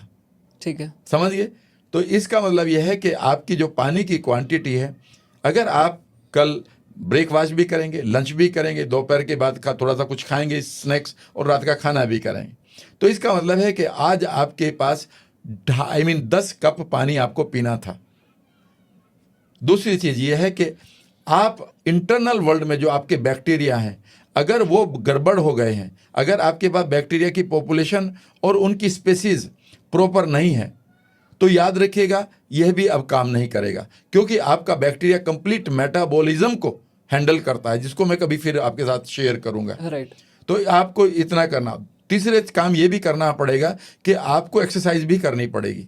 ये नहीं कि आप सीडेंटरी लाइफ को जी रहे हैं, ये नहीं कि 24 घंटे आप एक बंद कमरे में पड़े हुए हैं, नहीं, आप मेहनत भी करिए, क्योंकि आपका माइंड क्रिएटिविटी चाहता है और आपकी बॉडी एक्शन चाहती है, तो उसे एक्टिव रखिए। जब आप इतना काम करने लगेंगे, और एक चीज़ और भी करें कि आप हमेशा विजुअलाइज करें अपने आप को कि आप जो है यंगर डेज में जाकर जीना शुरू करें। राइट। फॉर एग्जाम्पल, आप उन दिनों को याद करके कई बार बैठ जाया करें जब आप अपने कॉलेज में थे, खेला करते थे, उन फ्रेंड्स के साथ रहा करते थे। इसे हम पेवलोव का सिद्धांत कहते हैं, ये टेक्निकल है। ठीक है। यानी कि जिस स्टेट को आप याद कर रहे हैं वही स्टेट इमीडिएटली क्रिएट हो जाएगी आपके अंदर, और आप उसी तरह का बिहेवियर आपके ऑर्गन्स करना शुरू कर देंगे। राइट। इसीलिए कई बार आप देखेंगे कि जिन लोगों को लाइलाज बीमारी होती है, डॉक्टर कहते हैं यार अच्छे दिनों को याद कर, तो अच्छे दिनों को याद करते ही आपका माइंड और बॉडी उसी जगह पर पहुंच जाएगी, और वही हॉर्मोन्स और वही आपके जो ऑर्गन्स हैं उसी सिस्टम को पैदा कर लेंगे जो उस टाइम थे। And that is the one of the biggest psychological healing that you can do. पर हम क्या करते हैं, यार अब मेरा क्या होगा, फ्यूचर को और हम खराब देखने लगते हैं, और हम और एक नेगेटिव जोन में चले जाते हैं। तो याद रखिएगा, जितना आप प्लेफुल जोन में रहेंगे, आपका माइंड और आपका गट उतना ही ठीक रहेगा। मेरे पार्टिसिपेंट ये कहते हैं कि सर, जब हम आपकी वर्कशॉप किया करते थे और आप हमें इतना हंसाया करते थे 5 डे वर्कशॉप में, ठीक है ना, हमारा डाइजेशन कितना बढ़िया रहता था। बिल्कुल रहेगा, क्योंकि आपके प्लेफुल जोन से आपके खूबसूरत केमिकल्स रिलीज होते हैं। ये आपको करना होगा। राइट। बहुत ही अच्छे तरह से आपने एक्सप्लेन किया, और सारी चीज़ें बहुत कनेक्टेड हो गई, सारी चीज़ें स्टिच हो गई। आपने बताया कि जो एसिडिटी होती है वो होती है हाइड्रोक्लोरिक एसिड, HCl जब हमारा कम होता है उसकी वजह से। HCl कम क्यों होता है? क्योंकि आपकी बॉडी में गुड बैक्टीरियाज जो हैं वो कम हो गए हैं, बैड बैक्टीरियाज ज़्यादा हो गए हैं। हाँ। तो अब जो बैक्टीरियाज, गुड बैक्टीरियाज हैं, उनको अगर आपको बढ़ाना है तो आपको स्ट्रेस कम लेना पड़ेगा, आपको खुश रहना पड़ेगा। आप खुश रहेंगे तो आपके बैक्टीरियाज, गुड बैक्टीरियाज बढ़ेंगे जो HCl के लिए रिस्पॉन्सिबल होते हैं। हाँ। राइट। HCl आपके में ज़्यादा बनेगा तो अगेन आपका डाइजेशन सही हो जाएगा, आपकी एसिडिटी की प्रॉब्लम या ब्लोटिंग की प्रॉब्लम सही हो जाएगी। तो ये सब कुछ इंटरकनेक्टेड है। ये आपकी माइंड की जो स्टेट है, जो आप सोचते हो, जिस तरह से आप अपने एक्शन लेते हो या जिस जोन में हो, वो बहुत ज़्यादा इम्पैक्ट करता है आपके गट हेल्थ को। राइट। इमीडिएटली याद रखिएगा, हर जगह आप किसी भी एक अनवांटेड सिचुएशन में चले जाते हैं, इमीडिएटली आपके गट के अंदर बटरफ्लाई शुरू हो जाती है। राइट। अगर आप किसी भी जगह पर आप एग्रेसिव हो गए हैं और वो एग्रेशन नहीं रुक रहा है तो आपको डायरिया हो जाएगा। राइट। अगर आप डिप्रेसिंग स्टेट में पहुंच गए तो आपको कॉन्स्टिपेशन होना शुरू हो जाएगा। आप इन्हें बीमारी मत मानिए, ये सिग्नल्स हैं। हम क्या कर रहे हैं, हम कॉन्स्टिपेशन को ठीक कर रहे हैं। मुझे अब तक यही समझ में आप क्या कर रहे हो, ये तो मैसेंजर है। इस मैसेंजर को आपने अगर किसी चूर्ण को खाकर स्टूल को बाहर निकाल दिया तो इसमें आपने कॉन्स्टिपेशन को ठीक थोड़ा ही करा, आपने तो स्टूल को बाहर निकाला है बस, जबकि वो आपकी बॉडी से होल्ड करना चाह रही थी, आप उसे निकालना चाह रहे थे। राइट। यानी कि आपने अपनी बॉडी को तो सुना ही नहीं अभी। आप तो उस फादर की तरह है कि जो बच्चा नाराज हुआ बैठा है, नहीं, आप उसको बस जबरदस्ती उसको उसके बिहेवियर को बदलने की कोशिश कर रहे, लेकिन आप उसको सुन नहीं रहे। राइट। सो यहाँ पे जैसे आपने बताया कि आपको अपनी गट की हेल्थ अगर सही करनी है, गुड बैक्टीरियाज को बढ़ाना है, तो उन्हें खाना देना पड़ेगा। जो खाना होता है आपका प्रीबायोटिक। राइट। और दूसरा होता है लाइव आपको जो बैक्टीरियाज दिए जाते हैं उसको कहते हैं प्रोबायोटिक। यस। तो आजकल मार्केट में एक चीज़ बहुत चली हुई है जो एक तरह का सप्लीमेंट है, एक छोटी सी बॉटल आती है, नाम नहीं लूँगा मैं भी ब्रांड का। तो अगर आप उसे पीते हैं डेली, अगर मॉर्निंग में आप खाली पेट उसे पीते हैं तो आपके पेट के बैक्टीरियाज जो है वो धीरे धीरे बढ़ने लगेंगे। तो वो उसमें बेसिकली स्पीशीज़ दी जाती है जो आप बता रहे हैं कि कमी पड़ जाती है। पहले हमारे 10,000 या 36,000 के अराउंड हुआ करते थे, अब वो घट के काफ़ी उनकी जो स्पीशीज़ है कम हो गई हैं। तो अगर हमें उन्हें स्पीशीज़ को बढ़ाना है तो एक तो तरीका है ये सप्लीमेंटेशन का। एक तो सबसे पहले मैं आपसे पूछना चाहूँगा कि ये जो सप्लीमेंटेशन वाला तरीका है जिसमें हम वो बॉटल पीते हैं मॉर्निंग में, क्या वो सही मेथड है? अगर वो सही मेथड नहीं है तो हमें किस तरह से अपने पेट की बैक्टीरियाज की ग्रोथ तो करनी है, साथ में उनकी स्पीशीज़ को भी बढ़ाना है एक एडल्ट के लिए, तो क्या तरीके होने चाहिए? अगर आप एक एडल्ट हैं, यानी कि आप एडल्ट का मतलब तो आप समझ लीजिए 17-18 साल के बाद है, और अगर आपको गट की प्रॉब्लम है तो आप हमेशा इन प्रीबायोटिक कैप्सूल्स को एंजॉय करें। इसमें कोई वहाँ issue से नहीं आपको नहीं, बिल्कुल नहीं है, दे आर गुड न्यूट्रिशन। है? ओके। हाँ, लेकिन इनकी साथ साथ प्रॉब्लम एक ही होती है कि जब ये आपके पेट के अंदर जाते हैं वहाँ पर इन्हें एसिड को फेस करना होता है, और वहाँ पर इनकी मौत हो जाती है। लेकिन फिर भी कुछ बचकर आगे चले जाते हैं और फिर ये मल्टीप्लाई कर लेते हैं। तो आपको एक लंबे समय तक इनको खाना होगा। लेकिन दूसरा आपका जो सबसे इम्पोर्टेंट फैक्टर ये है कि अगर आप अपने प्रोबायोटिक को बढ़ा रहे हैं और उस टाइम इनके लिए वहाँ पर भोजन नहीं है, तो फिर ये आपकी इंटेस्टाइनल लाइनिंग को खाना शुरू कर देते हैं। तो आप प्रीबायोटिक भी साथ साथ लें, और आप इस चीज़ को छोड़ें ना। ये नहीं कि अभी मैंने 2 दिन करा था, मैं 2-4 दिन बाद ले लूँगा। इस बीच में आपने फिर वही जंक फूड खाना शुरू कर दिया, आपने उस खाने को खाना शुरू कर दिया जिसके आप आदी हो चुके हैं। उसमें शुगर है, उसमें रिफाइंड ऑयल है, उसमें एमल्सीफायर्स हैं जो आपको आइसक्रीम में मिलते हैं।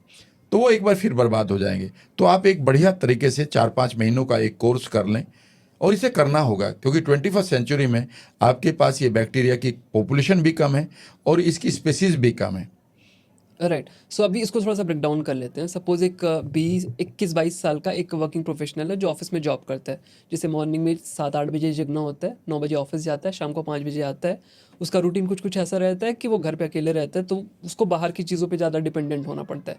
सपोज मॉर्निंग में उसने ब्रेकफास्ट कर लिया, ब्रेड वगैरह खा लिया कुछ, उसके बाद ऑफिस में गया, वहाँ लंच किया, थोड़ा ऑयली खाना ही मिला उसे, शाम को आता है, चाय वगैरह पीता है अपना, और रात में खाना खाता है। तो उसको अपनी लाइफ में क्या चीज़ ऐड करनी चाहिए ताकि उसका गट हेल्थ सही रहे? जो कुछ भी आपने बताया, मुझे तो ये लगता नहीं कि ये वो आदमी किसी बीमारी को अट्रैक्ट नहीं करेगा। मुझे तो ये लगा सारी बीमारी अट्रैक्ट करेगा। ऐसा क्यों? सुबह ब्रेड भी आप खा रहे हो, राइट। ठीक है ना, वहाँ पर भी कुछ ढंग का नहीं मिल रहा है, फिर आप चाय भी पी रहे हो और उसके बाद तनाव भी ले रहे हो। 80% लोग की लाइफस्टाइल यही है। हाँ, तो 80% ही लोगों की ज़िंदगी में आप देखेंगे कि तूफान मचे हुए हैं। तो फिर एक बार बात करते हैं आइडियल क्या होना चाहिए, उसके लिए आइडियल लाइफ क्या होनी चाहिए? अगर आप मुझे कहते हैं कि आप क्या खाते हैं, जब मैं मुंबई में रहता हूँ अपने फ्लैट पर, और वहाँ पर मेरी फैमिली भी नहीं होती, और मेरे फ्लैट पर सब कुछ है, वहाँ पर किचन भी है, वहाँ पर गैस बर्नर भी है, और वहाँ पर सब कुछ है, राइट। पर मैं क्या खाता हूँ? पहली तो बात यह है कि अगर आप अपने गट को बढ़िया बनाना चाहते हैं, आप अपने पैनिक अटैक से बाहर आना चाहते हैं, आप अपने मूड स्विंग से बाहर आना चाहते हैं, अगर आपका गट बैक्टीरिया बर्बाद है तो आपको मूड स्विंग होएगा, ठीक है ना। आपका गट खराब है और माइंड भी खराब है तो आपका रेक्टल इचिंग भी होगी, आपके बाल भी गिरेंगे, आपकी स्किन भी ढीली पड़ेगी, ठीक है ना। मेरा तो गट हमेशा बचपन से खराब रहा, मैंने तो अब इन चीज़ों को सीखा। मुझे तो जितना बुढ़ापा आना था वो तभी आया है। मैं तो अब कोशिश कर रहा हूँ कि इसे दोबारा ठीक कर लूँ, यद्यपि मेरी सेहत और मेरा सारा मेटाबॉलिक सिस्टम, हार्मोन्स सारे ओके हैं, A to Z, राइट। ठीक है ना। मेरी एनर्जी भी ऐसी है कि मैं करीब 2.5 घंटे जिम और योगा कर लेता हूँ अभी, और दौड़ भी खूब लगाता हूँ। तो अगर आप अपनी लाइफ को बदलना चाहते हैं तो कुछ चीज़ों को ठीक कर लें। पहली चीज़ क्या है कि मैं ये नहीं बताऊंगा कि अभी मैं क्या खाता हूँ, वो मैं अभी बता रहा हूँ मैं क्या खाऊंगा और या आपको क्या खाना है, लेकिन आप एडिक्ट हो जाएंगे, इतना बढ़िया खाना बताऊंगा आपको। बिल्कुल बिल्कुल। लेकिन आपको 4-5 काम करने होंगे। पहली चीज़ है कि आप अपने खाने से रिफाइंड ऑयल, वेज ऑयल छोड़ दें। इसमें 3 बार आपके इसमें पेट्रोल और केमिकल्स मिलाए जाते हैं। एक बार जब इसे निकाला जाता है तो हेक्सेन मिलाया जाता है, फिर इसकी बदबू जो होती है, आई मीन बीज उसकी वेजिटेबल की, वो आपको परेशान करती है, तो उसमें डिओड्रेंट मिलाया जाता है। फिर इसका जो स्मोक पॉइंट होता है, उबलने से पहले ये धुआं छोड़ने लगता है, तो इसमें केमिकल मिलाकर इसका स्मोक पॉइंट बढ़ाया जाता है, और ये आपके मतलब का नहीं रहता। यद्यपि आपको लगता है वाह वाह क्या बढ़िया पूड़ियाँ तली जा रही हैं और गोल पूड़ियाँ हैं, और इसी तरह का ऐड भी आता है। याद रखिएगा यह आपके हार्ट के लिए और गट के लिए ख़राब है। दूसरा काम आप करिएगा, वो बड़ा मुश्किल पड़ेगा आपके लिए, इस पर मुझे पता है कि लोगों का कमेंट भी गलत आएगा, लेकिन करके देखिएगा। अगर आपका गट खराब है, आपका मूड खराब रहता है, आपको नींद नहीं आती है, आपको रेक्टल इचिंग रहती है, आपके एक्जिमा हो चुका है, तो आप व्हीट छोड़ दें। ग्लूटेन फ्री, मैं उस पर आने वाला था। यानी कि जो आप आज का व्हीट है वह सिर्फ ग्लूटेन की प्रॉब्लम नहीं है, वहाँ पर वह व्हीट बदला जा चुका है। मैं गाँव का रहने वाला हूँ, मैं 1970 में जानता हूँ, मेरे घर में जो वीट होता था वो 1.5 मीटर लंबा होता था, और आज वो वीट सिर्फ 45 सेंटीमीटर होता है। उस वीट की प्रॉब्लम ये होती थी, उसमें कीड़ा लग जाता था, वायरस लग जाता था और बर्बाद हो जाता था। ठीक है। और एक एकड़ में भी उसने हमारे घर के खाने के लिए नहीं होता था कई बार, ठीक है ना, कई एकड़ बोना पड़ता था, घर का काम चलता था। आज ये सिचुएशन आ गई कि वह वीट, उसके ऊपर कीड़ा नहीं लगता है। उस वीट को पूरी तरह से चेंज कर दिया गया। वो वीट लुकिंग वीट है, वो वीट जैसा दिखता है, वो गेहूं जैसा दिखता है, लेकिन उसके ऊपर अगर आप कोई वायरस लगता है तो वायरस नहीं लग सकता। वह पूरी तरह से, उसकी खास बात यह भी होगी कि अगर हम उसके ऊपर कोई भी छिड़काव करते हैं पेस्टिसाइड का, तो आसपास के कीड़े पौधे मर जाते हैं, आसपास की घास मर जाती है, आसपास की वीड मर जाती है, लेकिन वो नहीं मरता। पता है क्यों? क्योंकि उसके अंदर जेनेटिक इतना चेंजेस किया गया, उसके अंदर बीटी टॉक्सिन मिला गया, बीटी टॉक्सिन। उसकी खास बात यह होती है कि अगर उसमें कोई कीड़ा वायरस लगता है तो ये बीटी टॉक्सिन उस वायरस के पेट को फाड़ देता है। याद रखिएगा, सवाल ग्लूटेन का अकेले नहीं है। अच्छा। ये आपके बैक्टीरिया को, अगर बैक्टीरिया आपका खाएंगे इस खाने को, तो उनकी भी यही हश्र होने जा रहा है, क्योंकि ये वही बैक्टीरिया है, यूजुअली उन्हीं के भाई बहन हैं, बिल्कुल उन्हीं की प्रजातियां हैं। तो आप दूसरा काम करके देखिएगा, आप एक बार वीट छोड़कर देखिएगा, आपकी बॉडी का पेन गायब हो जाएगा। और मैं एक बात बताऊं, अगर किसी बच्चे को टोरेट सिंड्रोम है, जो हिचकी पिक्चर आई थी रानी की जिसमें ऐसे करते हैं, हाँ। आई गोट अ चाइल्ड, साउथ दिल्ली का, लेकिन वो बच्चा मुझे मिला था अब से 10 साल पहले। तब तक मुझे ईद की जानकारी नहीं थी, तब मैं इसको नहीं पढ़ रहा था। अगर वो आज मुझे मिल जाए, 2014 में मिला था, आज 2025 है, तो करीब करीब आज 10 साल हो गए, 11 साल हो गए। अगर वो फैमिली इस पॉडकास्ट को सुन रही है, ठीक है ना, वो मुझे जानते भी हैं, पर अब मेरे पास उनका नंबर भी नहीं है। अच्छा। उनका बेटा मेरे घर पर आया था और मैंने उसको, उसकी स्टेट बदल कर 1 घंटे तक उसकी हिचकी को नहीं लगने दिया था, और जैसे ही मैंने उसको याद दिलाया था कई पेनफुल मेमोरी, उसने झटके देने शुरू कर दिए थे। उसमें मैंने पढ़ा है कि याद रखिएगा, यह आज के मॉडर्न वीट का नतीजा है, टोरेट सिंड्रोम, जो हिचकी नाम की एक मूवी बनी थी रानी की, मुखर्जी की, ठीक है ना। तीसरा काम आप करेंगे, आप मिल्क प्रोडक्ट छोड़ दें। मिल्क एंड मिल्क प्रोडक्ट एक बार छोड़कर देखिएगा। ये मैंने अपनी लाइफ में छोड़ा है। मैं बहुत दूध पिया करता था, मेरे घर का दूध पॉपुलर था। मेरी मदर जब दूध बनाया करती थी बचपन में, तो इवन हमारे गांव में मेहमान आते तो वो इतना पॉपुलर दूध हुआ करता था, और मैं 2-2, 3-3 गिलास पिया करता था, बड़े वाले। मैंने जब देखा कि मेरी साइनस बढ़ती जा रही है, मैं अपनी बीमारियों से जूझ रहा था NLP के बाद, तो देखा कि अभी साइनस बाकी है, कुछ और चीज़ें बाकी बची थी, बाल थोड़ा सा उतने बढ़िया नहीं हुए थे। तो मैंने कुछ नहीं किया, मैंने दूध को छोड़ने की सलाह ली किसी से। किसी ने मुझे कहा कि दूध को छोड़ दो, और उन्होंने मुझे एक किताब भी दी कि दूध के क्या क्या लक्षण देखे गए हैं, और जो NSA ने बनाई है, national science academy of America, उन्होंने इसे रिपोर्ट को छुपा रखा था, क्योंकि वहाँ डेयरी सबसे बड़ी इंडस्ट्री है। उसमें पता चला कि 25,000, एक डॉक्टर ने, एल्विस नाम के एक डॉक्टर ने 25,000 लोगों को 3 से 5 गिलास दूध पिलाया, और 3 साल के बाद उनके पास 2 ही चीज़ मिली। एक, उनके पास एलर्जी बहुत ज़्यादा थी, और एक, उनके शरीर में कैल्शियम की कमी थी। मैंने इस दूध को छोड़ दिया था करीब 2000 में, 25 साल हो गए, और उस दिन के बाद ना तो मुझे जुकाम हुआ, ना ही मेरे आँखों के ऊपर दर्द हो जाता था, और सीजन बदलते ही तो ऐसा लगता था, ट्रेन में बैठते ही तो ऐसा लगता था कि कितना सर दर्द हो रहा है। राइट। चौथा काम आप करें कि आप वाइट सॉल्ट को छोड़ दें। वाइट सॉल्ट को इमीडिएटली छोड़ दीजिएगा। वाइट सॉल्ट की जगह आपको पता है कि आप जब आप इस पृथ्वी पर आए हैं तो 2 देवताओं ने आपके लिए यहाँ पर एक खूबसूरत चीज़ बनाई है, वो है इंद्र देवता और सूर्य देवता। अच्छा। यानी कि सूरज और पानी ने मिलकर आपको एक चीज़ दी है, उसका नाम है समुद्र। लेकिन समुद्र के पानी को आप पी नहीं सकते, उसमें 92 मिनरल्स हैं, और वो ट्रेसेस हैं जो आपको चाहिए, वो कहीं और से नहीं मिलते हैं। ओके। जब लोग कहते हैं ना कि मिल्क में सब कुछ है, अब मैं उनसे बहस तो नहीं कर सकता, सब कुछ नहीं है वहाँ पर, बोरोन नहीं है, ठीक है ना, वहाँ पर और दूसरी चीज़ें नहीं, लेकिन आपकी सी सॉल्ट में सब कुछ है। आप जो 1 कप पानी लेते हैं ना, ये 1 कप पानी लें, ठीक है ना। सुबह मैं क्या करता हूँ, 1 कप पानी लेता हूँ, सुबह 4 बजे उठ जाता हूँ, मैं 5 बजे लाइव आता हूँ सिंपली राम वर्मा पर, लोगों को ऐसी बढ़िया चीज़ बताने के लिए। और इसमें मैं थोड़ा सा अदरक डालकर, थोड़ी सी हल्दी डालकर, हल्दी पीने से सीबो ठीक होता है। ओके। हाँ, कच्ची हल्दी या कच्ची हल्दी, और उसकी गांठ वो थोड़ा सा काट के और उसमें मैं थोड़ा सा और चीज़ डाल लेता हूँ, मोरिंगा पाउडर डाल लेता हूँ, और एक और चाय आती है नेटल सीड्स का, नेटल ग्रास कहते हैं उसको, बिच्छू घास कहते हैं उसको, डाल लेता हूँ, उसको उबाल लेता हूँ, और उबाल के एक तैयार करके उसमें 1 पिंच ऑफ सॉल्ट डालता हूँ, जो डली वाला सॉल्ट आया करता था, सी सॉल्ट, रिफाइंड नहीं, बड़े बड़े जो वो बड़े बड़े डले आते थे, उसे पीस हल्का सा पिंच ऑफ सॉल्ट डाल लेता हूँ, मिलाया और इसे पीना शुरू कर दिया। याद रखिएगा उसकी वह आपके बीपी को कम करता है। The only answer to cancer नाम की एक किताब है, कैंसर का सिर्फ एक ही इलाज है। उस किताब को लिखा है एक बहुत बड़े डॉक्टर ने, लियोनार्ड कोल्डवेल, जिसके अनुसार 35,000 से ज़्यादा लोगों के वो 4th स्टेज के कैंसर को ठीक कर चुका है। और उसका कहना है कि आप इस सी सॉल्ट को पिएं। यह सी सॉल्ट आपके ब्लड में उस जगह पर पानी ले जाएगा जहाँ पर पहले पानी नहीं गया और ऑक्सीजन नहीं गई, और उस जगह पर भी ले जाएगा जहाँ पर कैंसर है। और कैंसर जो है एनोर्बिक सेल होती है, जैसे ही वहाँ पर आप ऑक्सीजन ले जाएंगे वह सर्वाइव नहीं करेगी। उन्होंने कहा कि 3 से 5 लीटर पानी पिलाइए लोगों को। उसमें और भी 1-2 चीज़ लिखी है, वो मैं यहाँ नहीं बताऊँगा, वो किताब पढ़ लेनी चाहिए। और पाँचवीं चीज़ है शुगर। शुगर को कम्प्लीटली छोड़ दीजिए, और ये काम आप 30 दिन करके देखेगा। अब आप सवाल उठेगा क्या खाएं, यही है ना? हाँ। देखिए भाई, मैं सुबह 4 बजे उठ जाता हूँ, 5 बजे मैं मुंबई के जुहू बीच पर चला जाता हूँ, 5:15 बजे 5:30 बजे, ठीक है ना, अपना लाइव करने के बाद वहाँ पर मैं एक ग्रुप को ज्वाइन करता हूँ, जहाँ पर मुझे लोग पहचानने लगे हैं। अब तो आप जैसे लोगों की वजह से आपने पॉडकास्ट किया, और वहाँ पर मैं डांस करता हूँ पूरा 1 घंटा, 6:30-7 तक, ठीक है ना।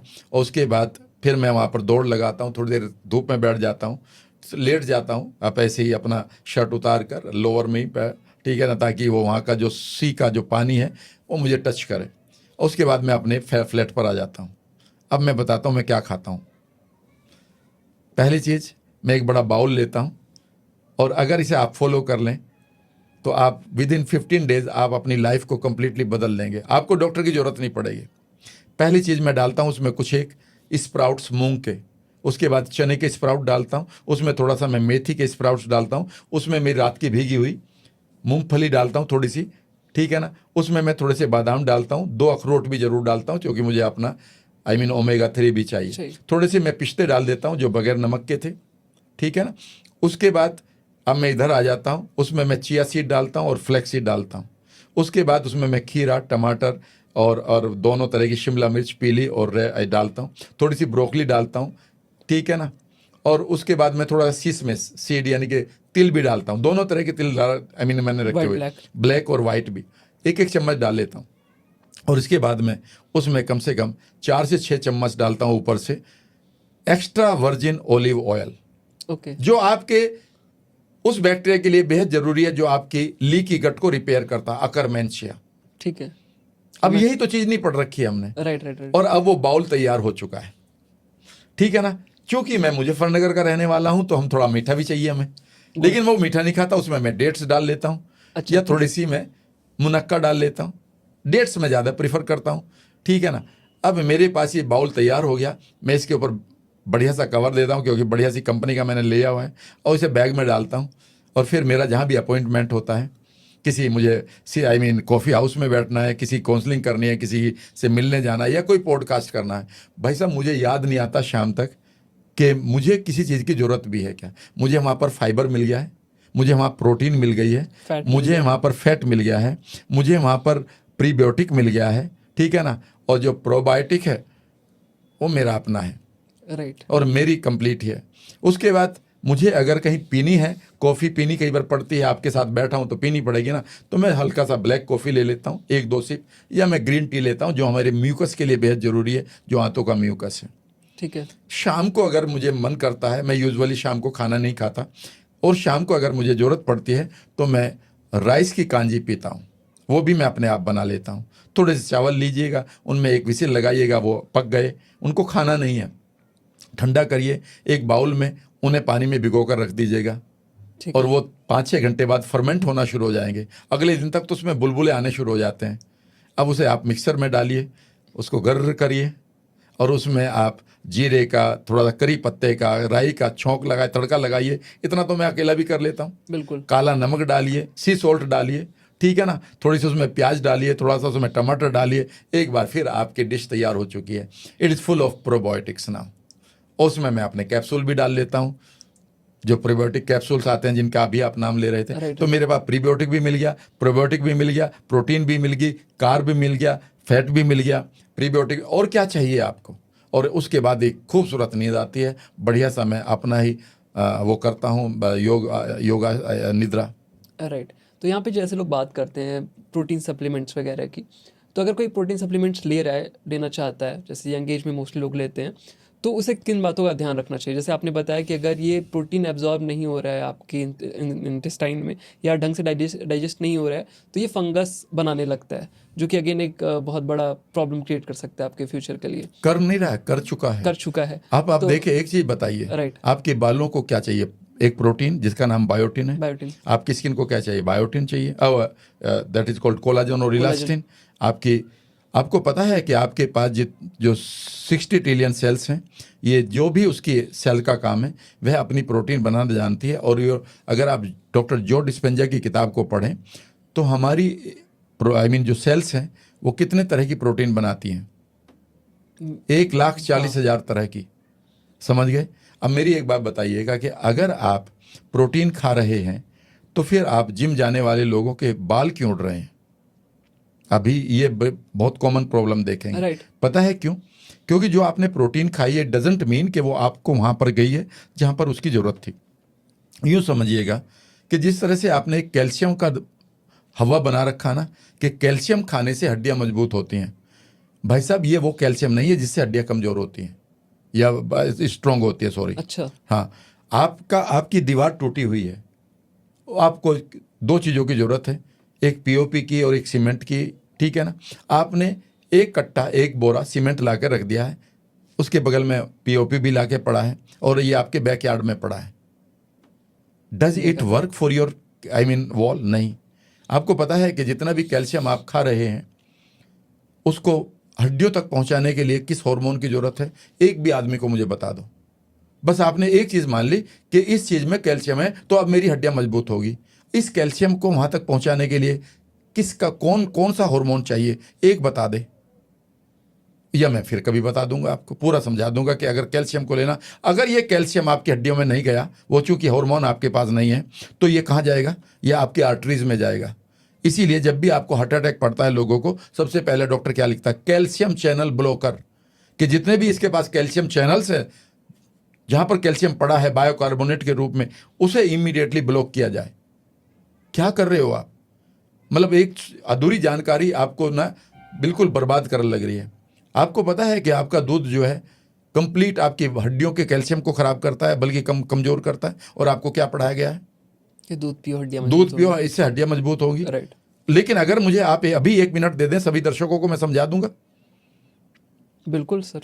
ठीक है ना? हाँ। मुझे रूमेटॉइड अर्थराइटिस हुआ है। एक बड़े डॉक्टर हैं, उनका नाम है डॉक्टर मुकेश जैन, मुजफ्फरनगर के एक बहुत माने हुए डॉक्टर हैं। वो वर्धमान क्लिनिक का नाम था उस टाइम। ये 91 की बात है। जब मैं उनके पास गया अपने घुटने लेकर, उसने कहा भाई ये क्या कर लिया आपने? मैं एक मेडिकल रिप्रेजेंटेटिव भी था तो चला जाता था। उन्होंने कहा ये क्या कर रखा तुमने? उन्होंने कहा ये टेस्ट करो, हो गया। उन्होंने कहा तो रूमेटॉइड अर्थराइटिस शुरू होगी, जिंदगी में खड़े नहीं हो पाओगे, ये बोला था। और उन्होंने एक ही बात कही थी कि भाई साहब तुम तनाव से गुजर रहे हो, कुछ करो इसके लिए। और वो बहुत अच्छे थे, मुझे बहुत लाइक करते थे, क्योंकि मैं उनको बहुत विजिट किया करता था। उन्होंने कहा कि मैं कंसर्न हूँ आपके इस सिचुएशन से, आपके जोड़ ये मोटे क्यों हो रहे हैं? इस उम्र में क्या होगा, 31 साल की उम्र में? तब मैंने इस दूध को के बारे में पढ़ना शुरू किया था। राइट। दूध को बताऊं मैं क्या होता है? आपको एक चीज़ बताता हूँ, ये चीज़ हमें कई बार पढ़ाई नहीं जाती, और जब मैं इनकी स्टडी करता हूँ तो मैं लोगों से कहता हूँ कि यार मिनिमम चीज़ें तो सीख लो, मुझे गाली वाली मत दो, सीखो पहले। हाँ। कई बार गालियां बहुत पड़ी है ना मुझे, तो वो खाली दबा लोग के बैठे पड़ी, हैं। और मैं उन लोगों का हाँ। शुक्रगुजार हूँ, क्योंकि इस जन्म में अगर वो गाली ना पड़ती तो अगले जन्म में पड़ती थी, तो ये अगले जन्म में मुझे मोक्ष मिल जाएगा, क्योंकि मैं तो ऋण हो चुका हूँ, मेरा तो ऋण उतर गया ना। Right right.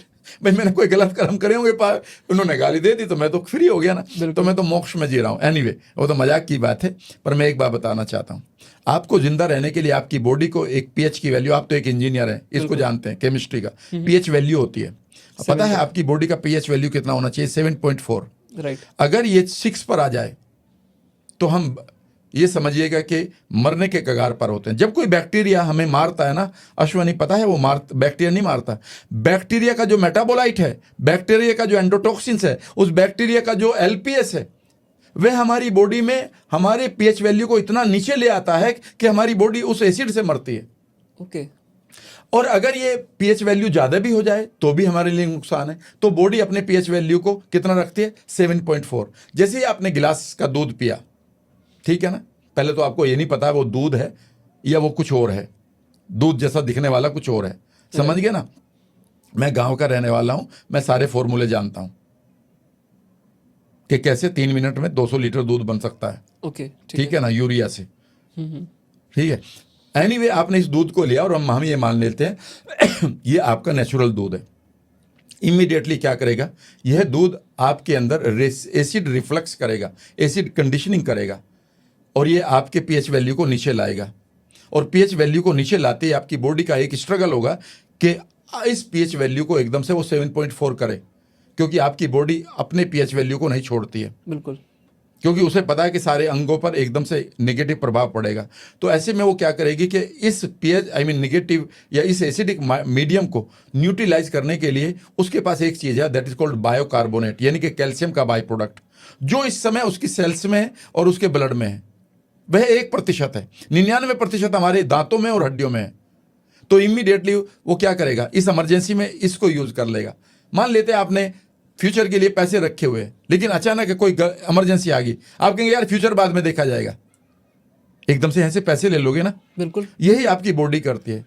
जैसे ही उसका आपने एसिडिक मीडियम क्रिएट किया, वो आपके बायोकार्बोनेट को आपके ब्लड में से ले लेगी। अब उसने तो अपने पीएच वैल्यू को ठीक कर लिया, अब अपनी बॉडी आपकी क्या करेगी, उसे तो फिर अपने बायोकार्बोनेट बनाने वो कहाँ से बनाएगी, वो अब आपकी हड्डियों से लेगी। आप देखिएगा, मैं अपने गाँव में बहुत लोगों को जानता हूँ जो दूध पीते हैं, फिर मैं एक सवाल पूछता हूँ, आपके दांत खोखले क्यों हैं? इसलिए क्योंकि आपके दूध की वजह से आपकी कैल्शियम कम हो रही हो। तो अच्छी बात है कि आपका खाना इतना यहाँ स्वस्थ है, बाकी चीज़ें, राइट, कि उससे ये पूरा हो रहा है। नहीं तो जितना तुम दूध पी रहे हो उससे तुम्हारी कैल्शियम की कमी हो रही है।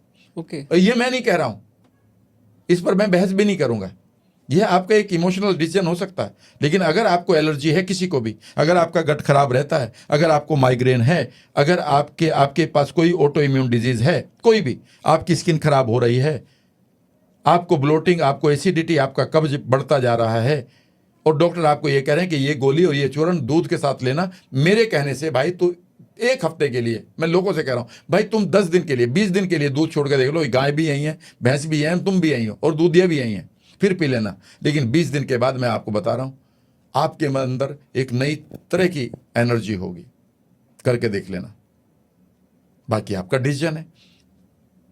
बिल्कुल। सो मतलब एक इंसान को हेल्दी रहने के लिए उसे ट्राई करना चाहिए कि डेयरी प्रोडक्ट से थोड़ा अवॉइड करे। मतलब ज़रूरत है पूरा एलिमिनेट करने के लिए, इनिशियली शुरू कर सकता है कि धीरे धीरे उस चीज़ को कट करते जाए। और दूध एक संतुलित आहार नहीं है, राइट?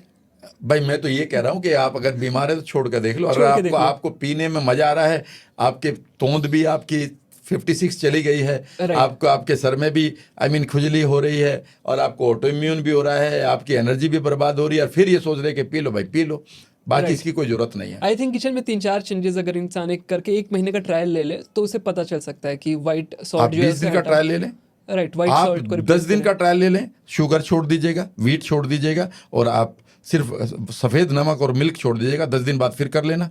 और इतना तो आप कर सकते हो अगर अपने आप को रिन्यू करना चाह रहे हो। और अगर मैं गलत हूं तो दोबारा कर लेना, गाली तो आप लिख ही देंगे। तो वीट को छोड़ के उसका रिप्लेसमेंट क्या हो सकता है? आपके लिए रागी है, जवार है, अच्छा ये सब खा सकते हैं, यह खूब खाइए।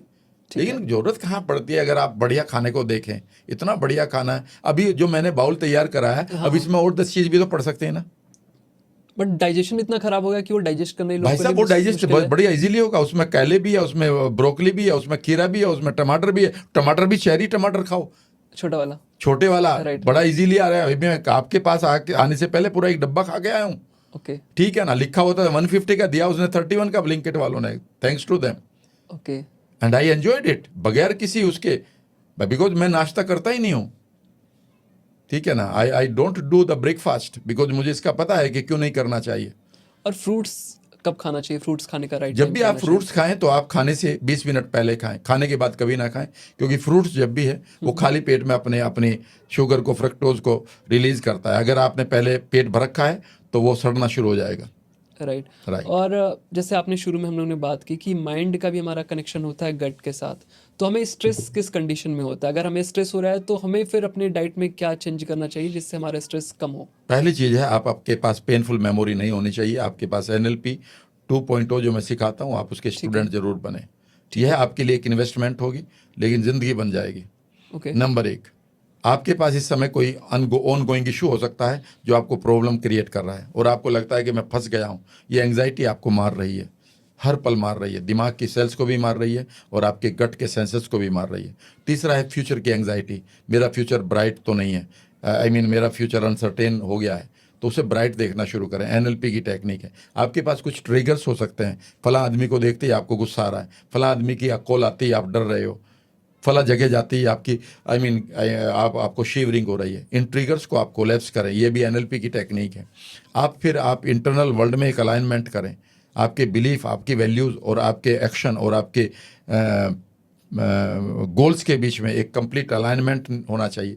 ये नहीं कि आप आइडेंटिटी तो बनाए बैठे हैं, इंटरनल वर्ल्ड में तो मैं क्रिमिनल हूँ और बाहर में कर रहा हूँ दान दक्षिणा, तो इसका मतलब है आप एक इंटरनल कन्फ्लिक्ट में जी रहे हैं एक तरह से, ठीक है ना। और उसके बाद बढ़िया गोल बनाइए। अगर आप गोल लेस लाइफ जी रहे हैं तो आप स्ट्रेस में रहेंगे। जब आप गोल की तरफ चलेंगे या गोल आपको अपनी तरफ खींचेगा, तो याद रखिएगा उस समय आपकी बॉडी लंबी उम्र को जिएंगी। इसे हम यू स्ट्रेस कहते हैं। स्ट्रेस से बेहतर होती है ये हमें चाहिए। ये पाया गया है कि जो लंबी उम्र को जीते हैं, किताब का नाम भी बताता हूँ, क्रैकिंग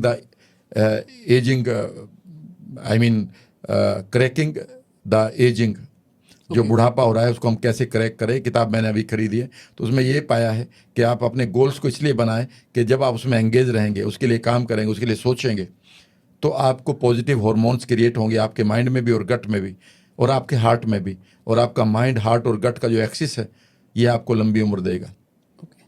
इस तरह से आप स्ट्रेस फ्री रहेंगे और लंबी उम्र को भी जिएंगे। सो यही था सर आज का पॉडकास्ट। काफ़ी ज़्यादा इन्फॉर्मेटिव चीज़ें आपने बताई और गट और माइंड के बारे में बहुत सारे ऐसी चीज़ें बताई जो हमें नहीं पता थी, तो उसके लिए थैंक यू इतना सारी चीज़ें आपको बताने के लिए। और मे बी हम नेक्स्ट पॉडकास्ट कर सकते हैं इसमें और थोड़ा डीप में बात करने के लिए कि हमारे हार्मोन्स वगैरह कैसे कंट्रोल होते हैं। तो अगर आपको देखना है इस तरह का पॉडकास्ट, आप चाहते हैं कि इस टॉपिक पे हम डिस्कशन करें कि हार्मोन्स को कैसे कंट्रोल करें, या हार्मोन से रिलेटेड बहुत सारे इश्यूज होते हैं, मोस्टली फीमेल के केस में ज़्यादा देखा गया है, तो उसको किस तरह से हम कंट्रोल कर सकते हैं विदाउट एनी मेडिसिन, दवा के बिना, जस्ट अपनी लाइफ स्टाइल में चेंजेस करके। सो मिलते हैं नेक्स्ट पॉडकास्ट में किसी नए टॉपिक के साथ। तब तक के लिए बाय बाय।